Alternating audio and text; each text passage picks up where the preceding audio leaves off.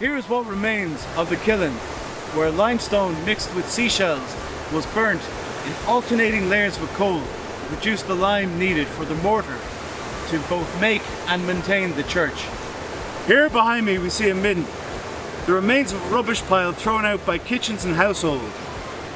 While just refuse to the people of the day, these are often gold mines of information to archaeologists, giving great insight to the daily activity of the people here, from their diet, clothing, or any other number of household daily activities.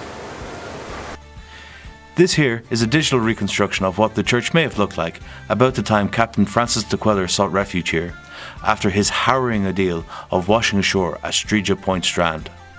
Following his encounters with some of the indigenous folk, many of which were cordial and helpful, while others were decidedly not, deCuellar was given a blanket and pointed the right direction. On his arrival here, he hoped to find food and shelter, but instead was met with an awful and grisly sight, which he later wrote about.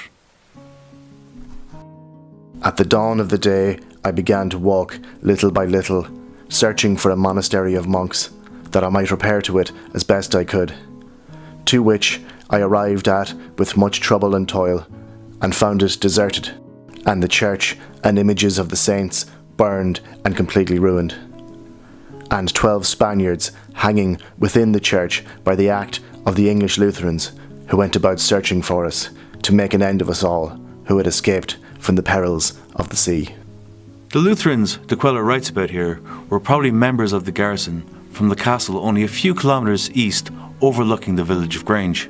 Soldiers that had been ordered to sally out and kill whatever Spanish they found, then plunder what they could.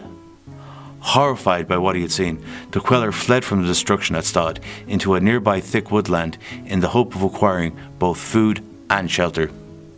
Coming to no avail, Francisco left this area and went looking for help.